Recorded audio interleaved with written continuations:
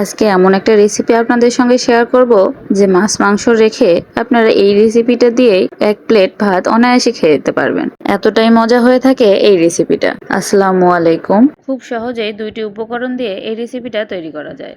প্রথম উপকরণটা হচ্ছে মেইন উপকরণ যেটা লাগবে সেটা হচ্ছে একটা কাঁঠাল। এটা একটা ছোট সাইজের কাঁঠাল, এই ধরেন 300-400 গ্রাম হবে। সাইজটা কিন্তু এরকমই রাখতে হবে, এর থেকে বড় নিলে হয়তো বেশি হয়ে যাবে। যদি আপনাদের সুপরিবারের সদস্য সংখ্যা বেশি হয়ে থাকে তাহলে আপনারা বেশি নিতে পারেন। কাঁঠালের ছালগুলো ছাড়িয়ে এরপর টুকরো টুকরো করে নিতে হবে, যেভাবে আমি করতেছি ঠিক এই সাইজের। আর কাঁঠালটা অবশ্যই কচি নিতে হবে, কারণ একটু বেশি পাকাপোক্ত হয়ে গেলে বিচি সহ খাওয়া যাবে না, তখন বিচির যে ছালটা থাকে ওটাতে ঝামেলা হয়। তো এই জন্য আমি একদম কচি যেটা কাঁঠাল ওটা নিয়েছি। এরপর ধুয়ে প্রেসার কুকারে দিয়ে দিচ্ছি। আর সেকেন্ড যে উপকরণটা লাগবে সেটা হচ্ছে একটা আলু। মাত্র একটা আলু দিয়েই এই রেসিপিটা হয়ে যায়। এদিকে আমি প্রেসার কুকারে সেদ্ধ হতে দিয়ে একটা মশলা রেডি করব। এখানে আমি পেঁয়াজ, রসুন আর একটু আদা নিছি। এর সঙ্গে আমি গরম মশলা দিয়ে দিচ্ছি আর একটা তেজপাতার অর্ধেকটা। এর সঙ্গে একটু পানি মিক্স করে ব্লেন্ড করে নিব। মশলার ব্লেন্ড এক সাইডে রেখে এটার মধ্যে আরেকটা আমি টমেটোর পিউরি রেডি করব। এর জন্য আমি 2টা টমেটো কেটে নিয়েছি ছোট ছোট করে। এর সঙ্গে আমি একটু পানি দিয়ে নিচ্ছি। আর প্রথমে দেয়া কথা ছিল 3টা মরিচ আর হচ্ছে একটু জিরে, কিন্তু আমার ভুলবশত আমি সেটা দেইনি। যাই হোক, পরে ব্লেন্ড করে নিয়েছি। দেখেন এদিকে কাঁঠাল আর আলুটা কি সুন্দরভাবে সেদ্ধ হয়ে গিয়েছে। এরপর আমি আলুটা ছিলে ওটা হাত দিয়ে ম্যাশ করে নিব। এটা কিন্তু হাত দিয়েই করতে হবে, না হলে কিন্তু ভালো হবে না, টেক্সচারটা ওই কোফতার মতো হবে না। কাঁঠালটাও আমি হাত দিয়ে ম্যাশ করে নিব। এই দেখেন সুন্দর হয়েছে, একদম মনে হচ্ছে না মাংসের মতো।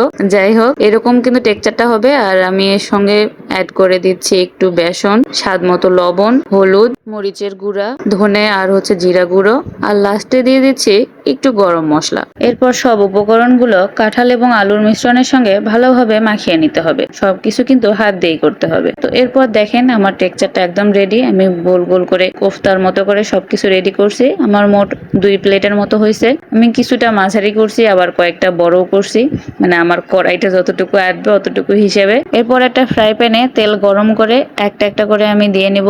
যেহেতু কাঁঠালের কোফতাগুলো একটু নরমই হয়, তাই হাত দিয়ে আস্তে আস্তে করে দিতে হবে একটা একটা করে। এরপর দেখেন এক সাইড করে আমি উল্টাই দিচ্ছিলাম, পুরোটা সাইড যেন লাল লাল হয়ে এরকম ভাবে ভাজতে হবে। আর চুলার আঁচটা কিন্তু মিডিয়াম রাখতে হবে, হাই হিটে রাখলে কিন্তু পুড়ে যাবে। একদম বেশি করে ভাজবো না, যাতে উপরটা শুধু একটু মচমচে হয় আর ভিতরে কিন্তু একদম সফট থাকবে। ভিতরটা একদম মচমচে করা যাবে না।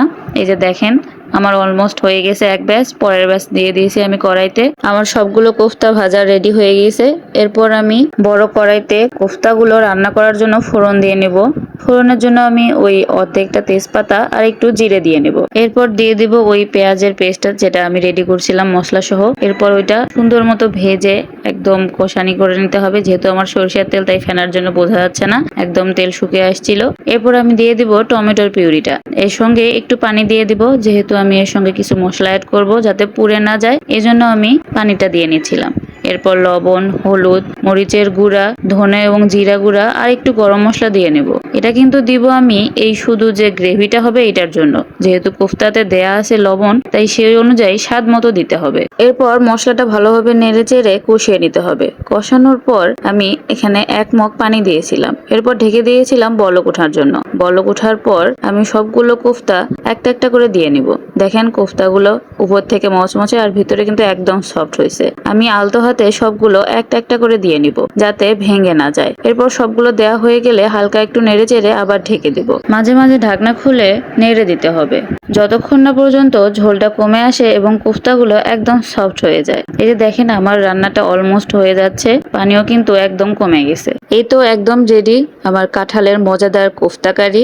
দেখতে কিন্তু যতটা লোভনীয়, খেতে কিন্তু ততটাই মজাদার ছিল। আর দেখেন কতটা সফট হয়েছে। এটা কিন্তু কোনো অংশে গরু কিংবা খাসির মাংসের কোফতা কারির থেকেও কম না। আর টেস্টের ব্যাপারে কি আর বলবো আপনাদের, বাসায় একদিন ট্রাই করে দেখেন। মাছ মাংস রেখে এটা দিয়ে খেয়ে ফেলতে পারবেন এক প্লেট ভাত। এত পরিমাণ মজা হয়েছিল যে আমি যখন ভিডিও করতেছিলাম, ভিডিও শেষেই 2-3টা এমনি খাই ফেলছি। আমার জামাইকে যখন বলছিলাম যে একটু ফটো তুলে দাও, সেও কিন্তু একসঙ্গে 2-3টা খাই ফেলছিল। যাই হোক, আজকের ভিডিওটা পর্যন্তই। ভালো থাকবেন সবাই, আল্লাহ হাফেজ।